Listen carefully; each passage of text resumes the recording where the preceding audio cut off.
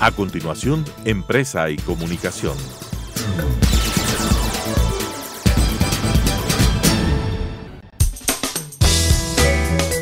Clasificación B, bajo supervisión de un adulto.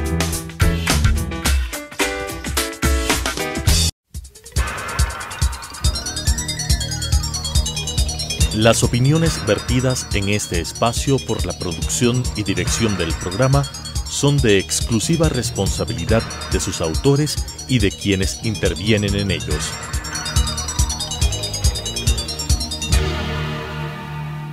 Telesucesos Canal 29 UHF presenta Empresa y Comunicación.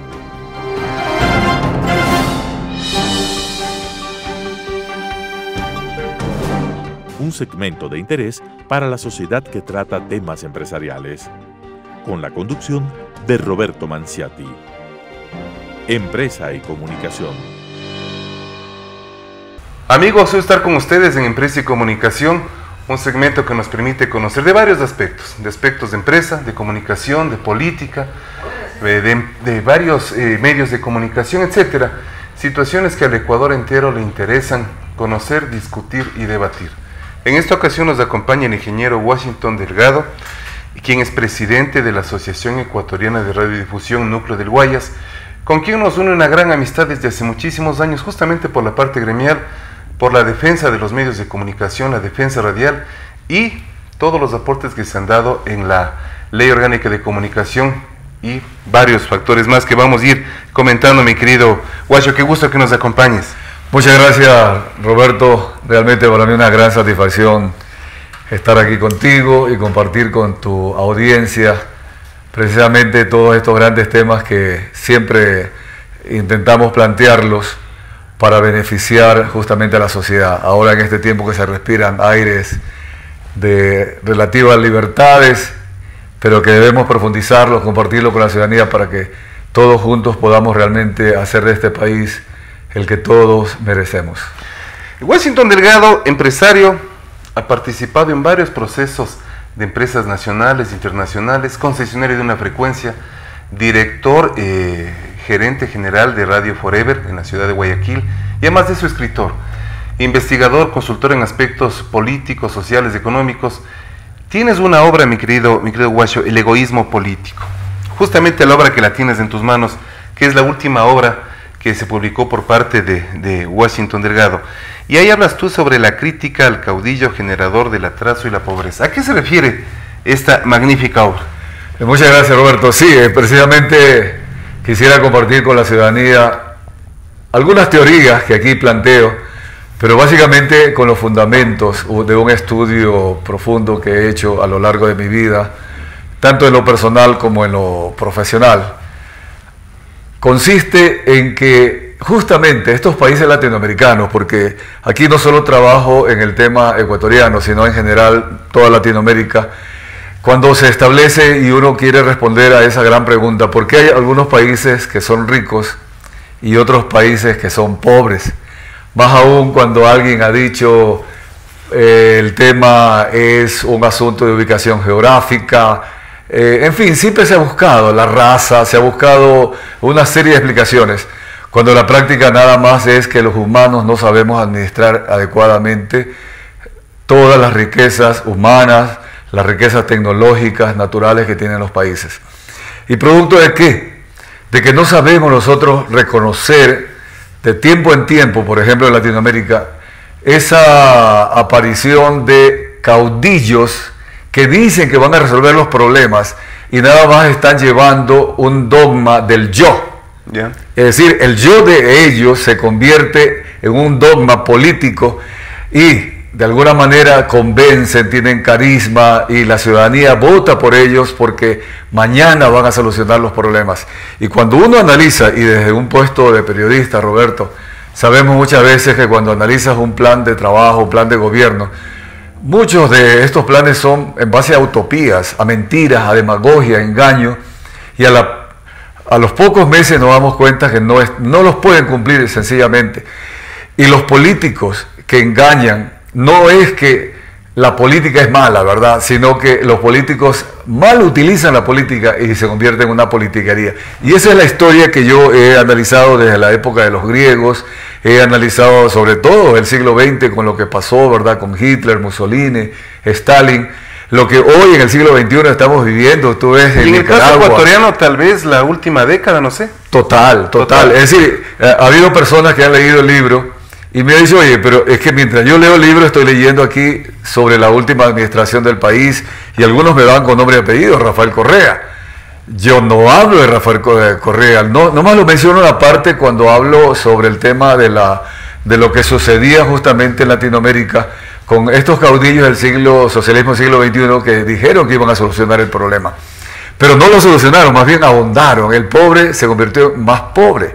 Y hoy en la práctica, mira, estamos con una deuda externa terrible, endeudándonos más en el caso ecuatoriano. Pero esto no es un solo caso ecuatoriano, es un caso que viene desde México, todo lo que es Centroamérica, Venezuela, para qué dar más detalles, ¿verdad?, lo que está viviendo, y todo, ¿no? Argentina, Brasil, y cierta excepción con Chile. Lastimosamente el muy conocido y sigue siendo llamado tercer mundo. El escribir una obra de este estilo, una obra de este tipo, demanda de mucha investigación. Tú acabas de mencionar varios años de investigación. No es cuestión de sentarse al computador, un poco de criterio y de amplitud, de ver 3 o 4 programitas y dedicarse a escribir. Demanda de mucha investigación, de mucha consulta, de demasiada bibliografía, porque tú una obra de este estilo, y más que todo cuando hablas de temas políticos, donde se incluye, obviamente, aspectos económicos y temas filosóficos, uno no puede dejar de lado el hecho de que el día de mañana cualquier persona puede tomar el libro y está supeditado a una crítica. Si yo digo, por ejemplo, algo fundamental, tú ves Estados Unidos, que a algunas personas no les agrada mucho poner como ejemplo, que tienen una sola constitución, más de 200 años, y estamos hablando que a la larga han hecho 26 enmiendas para ir ajustando a la modernidad. Francia tiene 5 constituciones, fueron ellos los de la Revolución Francesa, que se apoderaron del poder y lastimosamente no le devolvieron al pueblo y tuvieron que esperar hasta la Quinta República para de alguna manera salir adelante. ¿Cuántas constituciones tiene Ecuador? 20 constituciones, o sea que nos hemos refundado en el país 20 veces. Preguntamos, ¿esta constitución aprobada en Montecristi en el 2008 es la constitución que nos ha permitido unirnos, trabajar, desarrollar el país? Es obvio que no, más bien nos ha causado una serie de problemas. ¿Por qué? Porque se lo redactó pensando en que yo escribo en contra de alguien, no en favor de todos. Y este es un asunto justamente que se ha repetido en la historia ecuatoriana, en la historia latinoamericana durante ya siglos. Vamos a cumplir 200 años de república en el 2030 y Guayaquil, por ejemplo, en el 2020 cumplirá 200 años de libertad. Pero aún nos hemos debatido en este tema. La conclusión es esa: por más que se creen constituciones, leyes, nunca vamos a salir de su desarrollo si es que no hay una participación ciudadana de gente honesta, con virtudes, con formación mental, inclusive desde la misma educación del hogar, la escuela, los valores, la recuperación, para llegar a instancias de poder político y económico y decir, señores, vamos a administrar realmente este país como corresponde. Una segunda parte del diálogo, y que tiene mucha relación con el planteamiento que tú generas en la obra, es la libertad de expresión. ¿Cómo tú ves la libertad de expresión en el Ecuador hoy y en la última década? ¿Hemos mejorado? ¿Hemos cambiado? ¿Se respira libertad de expresión o todavía falta un poco? Sí, estamos respirando libertad de expresión, pero te digo algo, Roberto, y esto haciendo un pecata mea. Tenemos todavía que aprender algo más para saber utilizar esa libertad de expresión. Y digo utilizar no por el utilitarismo, sino en ponerlo al servicio de todos y al servicio de la ciudadanía. Es decir, todos los valores, las virtudes y sobre todo un derecho humano fundamental como es la libertad de expresión, debe ser también valorado en toda su dimensión. Si hace la comparación con lo que vivimos los 10 años anteriores y todavía con una ley de comunicación vigente que está en plena discusión de reforma, algunos dicen que mejor debió habérsela derogado y comenzar con una ley que permita que el derecho fundamental de expresar sea protegido. Mira tú lo contradictorio. ¿Y por qué entonces el régimen anterior le quitó ese derecho fundamental a la ciudadanía y a los medios de comunicación nos ponía tantas cortapisas. Mira usted, no es para alegrarnos, Roberto, pero el señor Carlos Ochoa en este momento ya está ubicado por la Interpol en otro país. ¿Son consecuencias de qué? De que al régimen no le interesaba que el pueblo se expresara. Se decía que era para proteger al pueblo y que pudiera participar en los debates públicos. Y cuando salían a la calle, así sea con un letrero o un joven que le hacía hasta una seña, ¿verdad?, por manifestando el descontento al gobernante, terminaba en la cárcel. Cuando los policías el 30 de septiembre expresaban su expresión de descontento porque le habían quitado lo que para algunos de pronto no es fundamental, una canasta navideña o un reconocimiento, para ellos era fundamental, pero a alguien se le ocurrió quitárselos. Todas esas son formas de expresión, Roberto. En la práctica, al rato que se le quita eso a la ciudadanía, se le está quitando la opción a progresar, y el pensamiento único, vuelvo a repetirte, de ese caudillo que convierte su yo como un dogma político, como un dogma de gobierno, terminamos en lo que estamos en este momento tratando de rectificar muchos aspectos de la corrupción, Roberto, y tantos temas. Ese es el tema de la libertad de expresión que hoy estamos respirándolo, pero que ojalá que en una muy buena ley reformada podamos realmente educarnos, elevar esa cultura política para el bien de todos. Esperemos que tus palabras, que la coincidimos completamente, quienes estamos en medios de comunicación y quienes estamos en la parte gremial, se vayan generando el beneficio del futuro, no de los medios solamente, sino de la sociedad, porque para eso estamos los medios de comunicación. De manera final, mi querido Guacho, ¿cuál es tu análisis al tratamiento que se le ha dado a la Ley Orgánica de Comunicación? Hemos pasado 9 años y medio, primer veto, segundo veto, el presidente de la República presenta una propuesta. ¿Cómo crees que concluya esta tragicomedia novelesca que nos ha tenido más de 10 años esperando y esperando y esperando para por fin tener una ley de comunicación? Sí, yo aquí, para explicar esto y cuál es mi pensamiento, ¿verdad?, que lo he trabajado también en este libro. Cuando construyes algo mal construido, Roberto, cuando el arquitecto se equivocó, cuando el ingeniero civil no respetó ni siquiera los planos y en el camino fue acomodándose a alguna conveniencia, y luego tienes que reconstruir ese edificio. Es más costoso reconstruirlo. Y más complicado. Y más complicado reconstruirlo que echarlo abajo completamente, qué pena decirlo, y volver a comenzar desde los cimientos, de los principios, los valores. Tener un claro objetivo. ¿Para qué una ley de comunicación? Para proteger la libertad de expresión. Pero cuando a esa ley de comunicación creada desde el 2013, aprobada y a última hora corregida y ajustada, se le metió temas no solo de protección de libertad de expresión, sino de cortar la libertad de expresión. Se le metió temas de telecomunicaciones con el asunto del espectro eléctrico. Se le metió temas culturales, se le metió temas de música del 1 por 1 y cosas de estas. ¿En qué terminó la libertad de expresión? Yo no quiero calificarlo, yo creo que todos tenemos claro, es como que hayas construido un edificio con un ala por aquí, un ala por acá, un ala por acá. ¿Cómo lo reconstruyes? Se está haciendo los intentos, y yo admiro, respeto a todos los que quieren el mismo gobierno y demás, y los asambleístas, pero es muy, muy costoso, muy, muy difícil reconstruir un edificio como esto, con tantos fundamentos que debieron haberse respetado.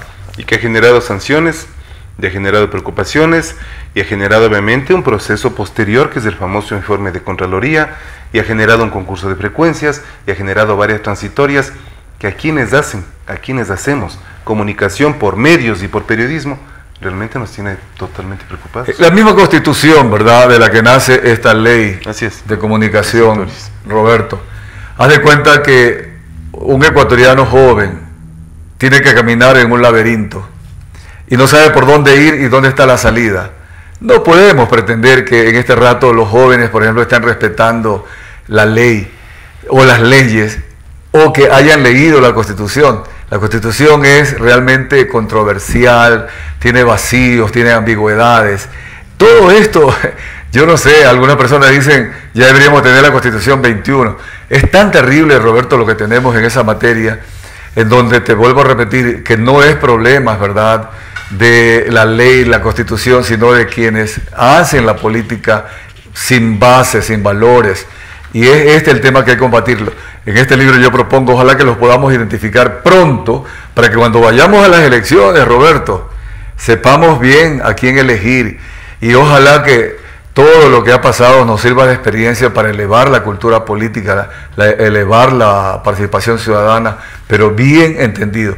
El día que tengamos una constitución clara, unas leyes claras, en donde las personas sepan qué es lo correcto y qué es lo incorrecto, por favor, te aseguro que ya le estamos dando un gran paso. Te concluyo, es como que tú en tu familia le dices a los niños, le dices a la esposa, tú mismo te dices a ti mismo, le dices, estas son las normas, estos son los principios. En la escuela, en el colegio, en todas partes, suponte, que nos dijeran tales cosas, nosotros vamos a hacer hasta de mayor realización. Vas a sentirte como individuo mucho más integrado a una sociedad porque sabes lo que tienes que hacer, sabes cómo tienes que comportarte. Cuando tú haces este análisis, ¿se podría decir entonces que el presidente vigente, que el presidente Lenín Moreno, está cumpliendo con criterio político, o con visión política, o con visión de estadística, su propuesta de gobierno, no en obras, sino su propuesta de gobierno en cambio a un nuevo Ecuador respecto de el egoísmo político que tú planteas en la obra? Sí, efectivamente, porque esta obra, y bien que me lo has mencionado, Roberto, tiene 3 partes. La primera parte yo describo qué es el egoísmo político, qué es el caudillo, ¿y qué son los verdaderos líderes? El líder es el que conduce hacia el éxito y se alegra de que los colegas y toda una ciudadanía esté feliz y se esté realizando. El caudillo se siente mal cuando alguien tiene una idea mejor que él. Yeah.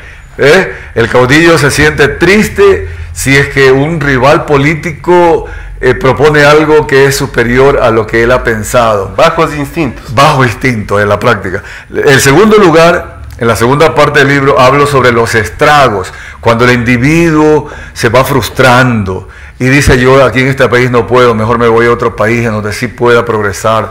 Acá se va terminando la sociedad, se va terminando la familia, se va terminando todas las instituciones y perdemos la institucionalidad democrática, perdemos el Estado de Derecho. Y la tercera parte, invito a las personas de buena voluntad con grandes valores que, conociendo lo que es el caudillismo, conociendo lo que son los estragos, digamos, señores, no nos crucemos de brazos con indiferencia, no bajemos los brazos ya con derrotismo, sino que abramos los brazos y digamos, mira, sí podemos, vamos adelante. Te pregunto, Roberto, porque como periodista también lo hemos analizado, ¿por qué crees que en el fútbol tenemos éxito? Porque en el fútbol hay unas reglas tan claras. Cuando el entrenador coge a los sub-20, le dice, tú te paras en este puesto y manejas la pelota de esta manera y haces el pase, ahí está el éxito que estamos obteniendo con nuestros muchachos, que quizás técnicamente no son la perfección, pero van camino a esto. El país pasa lo mismo, cuando tengamos a Lenín Moreno y tengamos a los legisladores y a todos los ministros, ahora con el Consejo de Participación Ciudadana Transitorio, que han hecho una gran labor, elección de un buen fiscal, un buen contralor, comprometido con la ciudadanía, yo te aseguro que estamos sentando las bases para el futuro. Una pregunta final para concluir este muy interesante diálogo, mi estimado Guacho. Cuando tú hablas y reiteradamente mencionas los valores humanos, ¿hace mucha falta valores humanos, principios, virtudes en el Ecuador? ¿Cómo infundir ese detalle en los jóvenes, en la niñez? Sí, yo te respondería de esta manera. Mira, hay un gran principio en lo personal. Mi vida. Cuando yo tengo salud, tengo protección. Luego yo tengo libertad, ¿verdad? Para hacer uso de esa vida, para progresar, etc. Pero luego viene el tema, que hay una discusión, cuando hablamos de la realización, la autorrealización. Si yo tengo vida, tengo libertad, me autorrealizo. Voy construyendo mi vida y ahí sí voy a aportarle a la sociedad con paz, con armonía, con progreso. Si yo no tengo valores de respeto a la vida, no tengo valores de respeto a la libertad, ¿cómo puedo yo mismo autorrealizarme? Si yo estoy viviendo de la vida ajena, viviendo de la libertad ajena, yo mismo me voy a frustrar. ¿Qué puedo ahora, con virtud, aportar a la sociedad? Obviamente voy a aportar mucho, claro. Pero ¿qué puedo con los vicios aportar al desarrollo de la sociedad. No, al contrario, la voy a bajar, la voy a retroceder, la voy a amargar, la voy a dividir. Lo que hemos vivido, el hecho de que una sociedad dividida por una parte, la lucha de clases, hay el desempleo, la pobreza, no se la solucionó. ¿Por qué? Porque en vez de habernos unido en paz, armonía, en orden, más bien se creó caos, revanchismo, odio, insatisfacción. Y lo que estamos viviendo hoy día, heredando esto y recibiendo de Venezuela a nuestros hermanos latinoamericanos, es cosa de oírlos, ¿no? ¿Cómo vive Venezuela? Ese caudillismo allá era el camino hacia donde nos conducían acá en el Ecuador. Ventajosamente el mérito de Lenín Moreno es decirle, señores, hacia allá no nos conviene ir. Yo creo que muy Virtudes, importante, valores, Roberto. Lo que tú acabas de decir, simplemente es generar una brújula y buscar un norte, un nuevo horizonte para la sociedad, un nuevo horizonte para la empresa, un nuevo horizonte para la juventud, un nuevo horizonte para nuestra clase política, que entienda que con política lo único que deben hacer es servir a la sociedad. Exacto. No servirse. Y hemos visto en las últimas semanas y meses varios aspectos vergonzosos para la historia ecuatoriana, y qué pena tener que reconocer que son políticos que nos representan. Mi estimado Guacho, muchísimas gracias, que gusta estar con nosotros y con ustedes, amigos, como siempre, hasta la próxima semana. Las opiniones vertidas en este espacio por la producción y dirección del programa son de exclusiva responsabilidad de sus autores y de quienes intervienen en ellos.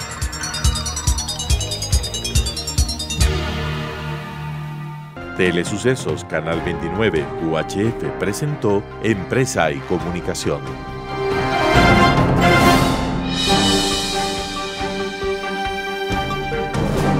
Un segmento de interés para la sociedad que trata temas empresariales, con la conducción de Roberto Manciati. Empresa y Comunicación.